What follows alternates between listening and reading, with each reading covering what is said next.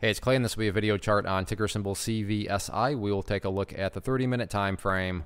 Real quick, what do I mean by 30-minute in case maybe you're new to charts? Instead of each one of these candlesticks here representing 1 day's worth of price action, which is what you would normally see, each one represents 30 minutes. So while this here may look like several days worth of time, it's actually today's price action broken down into 30-minute time slices.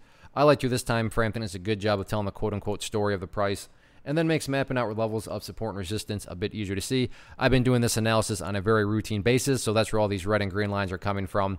But before anything else, just going to do a little house cleaning here, get rid of these lines. Sure, they still pertain to the chart. They're just not relevant right now. And from a presentation standpoint, I don't want to risk causing confusion and clutter because there's lines everywhere. So I'm trying to keep this as clean as possible. The first update, though, that does need to be made comes about from a foundational rule in charting, which states when levels of support are broken and closed below, they tend to act as resistance. So for those of you that did watch yesterday's video, I talked right around this 340, 350-ish area as support, and the price did indeed drop below it.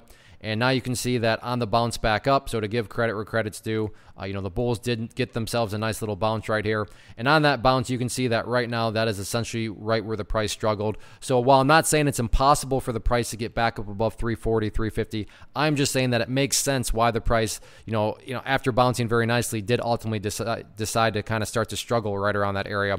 But overall point being, near term wise, yeah, 350 is going to be that initial area.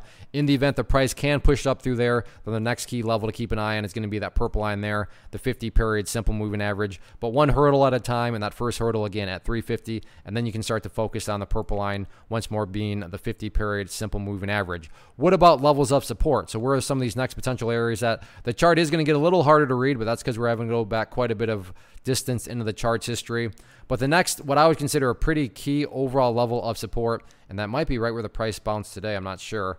Yeah, right there at about 275. Why is 275 so important? Well, let's take a quick trip down memory lane. You can see, in this past history, right there, price bounced from it. Right there, price bounced from it. Right here, a lot more data, right around 275, and then surprise, surprise, the price has once more bounced from it. So there's a lot of history of buyers being at $2.75, and apparently as things stand right now, and after today, there are still buyers sitting right down around that 275 mark. So that is definitely the key level of support going forward, and the one that, definitely you want to see hold. I mean, if the price breaks below there, then that's really just implying that the chart is going down to lows that haven't been seen for a very, very long time. But so far, so good. 275 held like a charm, and you certainly want to see that history continue to repeat itself. So we'll see how this one continues to play out on the week. One of the biggest questions that I get is, hey Clay, how do you find the stocks that you trade? So what I've done is put together a free resource guide where I talk about the tools that I use to locate stocks that I find interesting and think may have potential. So if that sounds like something that could add value to you as a trader, then click on the image that is up on the screen right now, and I will email you the guide. The guide itself is very short and to the point, and best part, it's completely free. Thanks for watching the video. Let me know if you have any questions.